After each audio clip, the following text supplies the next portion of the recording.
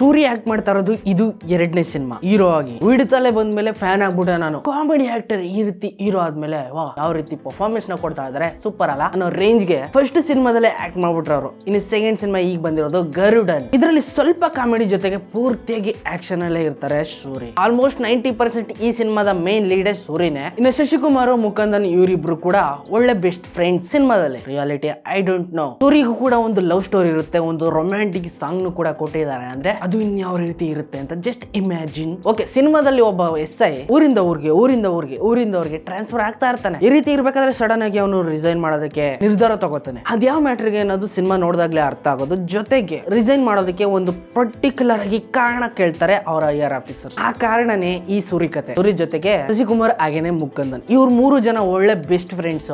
ಯಾವ ರೀತಿ ಅಂದ್ರೆ ಪ್ರಾಣ ಕೊಡೋದಕ್ಕೂ ಕೂಡ ಲೆಕ್ಸಲ್ಲ, ಆದ್ರೆ ಮಧ್ಯದಲ್ಲಿ ಲೆಕ್ಕಿಸ್ಬೇಕಾಗತ್ತೆ ಯಾರೋ ಒಬ್ಬ ಸ್ಟೋರಿ ಸ್ಟಾರ್ಟ್ ಆಗುತ್ತೆ. 3 ಜನ ಬೆಸ್ಟ್ ಫ್ರೆಂಡ್ಸ್ ಆಗಿದ್ದವ್ರು ಯಾವ ರೀತಿ ದೊಡ್ಡ ಶತ್ರುಗಳಾಗಿ ಟರ್ನ್ ಅಪ್ ಆಗಿ ಲಾಸ್ಟ್ ಅಲ್ಲಿ ಯಾರ್ಯಾರೆಲ್ಲ ಉಳ್ಕೋತಾರೆ ಅಂತ. ಶಶಿಕುಮಾರ್ ಹಾಗೇನೆ ಮುಕಂದನ್ ಅವರ ಆಕ್ಟಿಂಗ್ ಮೇಲೆ ಯಾವುದೇ ರೀತಿಯ ಡೌಟ್ ಪರದೇ ಇರೋ ರೀತಿ ಫೋಕಸ್ ಆಗಿ ಅವ್ರ ಮೇಲೆ ಝೂಮ್ ಹಾಕಿದ್ದಾರೆ. ಅಂದ್ರೆ you are truly best friends I know ಅಂತ ಅನ್ನೋ ರೇಂಜ್ ಗೆ ಪರ್ಫೆಕ್ಟ್ ಆಗಿ ಕೊಟ್ಟಿದ್ದಾರೆ. ಬಟ್ ಸೂರಿ ಅವರ ಆಕ್ಟಿಂಗ್ ಲೆವೆಲ್ ಆ ಕಡೆನೂ ಇದೆ ಈ ಕಡೆನೂ ಇದೆ, ಸ್ವಲ್ಪ ಸಸ್ಪೆನ್ಸ್ ಆಗಿ ತೋರಿಸ್ತಾ ಇದ್ದಾರೆ. ಅಂದ್ರೆ ಇವನು ಏನೋ ಮಾಡೋದಕ್ಕೆ ಕೊಟ್ಟಿದ್ದಾನೆ ಅಂತ ನಾನು ಅನ್ಕೊಳ್ಳೋದ್ರಲ್ಲಿ ಡೌಟ್ ಇಲ್ಲ, ನೀನು ಕೂಡ. ಬಟ್ ನಿಜ ಏನು ಅನ್ನೋದು ಪ್ರಾಣ ತ್ಯಾಗ ಮಾಡಿದ್ಮೇಲೆ ಗೊತ್ತಾಗೋದು. ಅಲ್ಲಿವರೆಗೂ ಗೊತ್ತಾಗಲ್ಲ ಸೂರಿಗೆ. ಏನಿದು ಬರೀ ಆಕ್ಷನ್ ತುಂಬಿಕೊಂಡಿದ್ಯಾ ಅನ್ನೋ ರೇಂಜ್ ಏನು ಮಾಡಿಲ್ದೆ ಹೋದ್ರು ಕೂಡ ಸೂರಿ ಅವರು ಅವಾಗ ಮಧ್ಯದಲ್ಲಿ ಕಾಮಿಡಿ ಪಂಚ್ ಗಳನ್ನೂ ಕೂಡ ಇಟ್ಟಿರ್ತಾರೆ. ಲವ್ ಮ್ಯಾಟರ್ ಬಂದಾಗ ಅವೆಲ್ಲ ಕಾಮಿಡಿ ಸೀನ್ಸ್ ಗಳೇ ಪರ್ಫೆಕ್ಟ್ ಪಂಚ್. ಇಂತ ಫ್ರೆಂಡ್ಶಿಪ್ ಇರೋಂತವ್ರು ಯಾಕೆ ಈ ರೀತಿ ದುಶ್ಮನ್ಗಳಾಗಿ ಕನ್ವರ್ಟ್ ಆಗ್ತಾರೆ, ಕಚ್ಚಾಡ್ತಾರೆ ನಾಯಿಗಳ ತರ ಅಂತ ಕೇಳೋದಾದ್ರೆ ಅದು ಸಿನಿಮಾದಲ್ಲಿ ನೋಡಿದಾಗ ಮಾತ್ರ ನಿನಗೆ ಕನ್ಫರ್ಮ್ ಆಗೋದು. ಸಿನಿಮಾ ಚೆನ್ನಾಗಿದೆ ಬಟ್ ನೆಕ್ಸ್ಟ್ ಲೆವೆಲ್ ಅಲ್ಲಿ ಇದೆ ಅಂತ ಏನು ಹೇಳೋದಕ್ಕೆ ಆಗಲ್ಲ. ಒನ್ ಟೈಮ್ ನೋಡಬಹುದೇನೋ, ಫ್ಯಾಮಿಲಿ ಜೊತೆಗೂ ನೋಡಬಹುದು. ದೊಡ್ಡ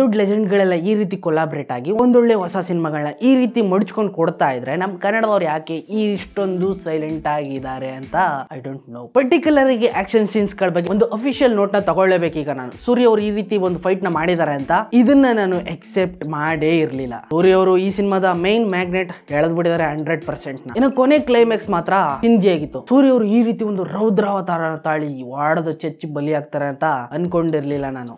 ಸೊ ಒಂದು ದೇವಸ್ಥಾನಕ್ಕೆ ಕೆಟ್ಟ ಕೈ ಬೀಳ್ತಾ ಇದೆ ಅಂದ ತಕ್ಷಣ ಅದ್ರ ಹಿಂದೆ ಇರೋಂತ ಬುಡಗಳೆಲ್ಲ ಅಳ್ಳಾಡೋಯ್ತವೆ. ದೇವ್ರ ಪ್ರತ್ಯಕ್ಷ ಆಗಿ ಇನ್ನೊಂದೇನೋ ಆಗಿ ಕೆಲವೊಂದಷ್ಟು ಕೈಗಳೆಲ್ಲ ಕಟ್ ಅದು ಓಕೆನೆ, ಆದ್ರೆ ಮೇನ್ ಆಗಿ ಇದ್ರಿಂದ ಇದ್ದಂತ ಕಲ್ಪ್ರೇಟೇ ಹೋಗ್ಲಿಲ್ಲ. ಅದನ್ನ ಸರಿಯಾಗಿ ಎಂಡ್ ಮಾಡಿಲ್ಲ ಅನ್ನೋದೇ ಬೇಜಾರು. ಪಾಲಿಟಿಕ್ಸ್ ಈ ಸಿನಿಮಾದಲ್ಲಿ ಮೇನ್ ಲೀಡ್ ನ ತಗೊಳುತ್ತೆ, ಆದ್ರೆ ಅದಕ್ಕೇನು ಆಗಲ್ಲ ಅನ್ನೋದೊಂದೇ ಬೇಜಾರು.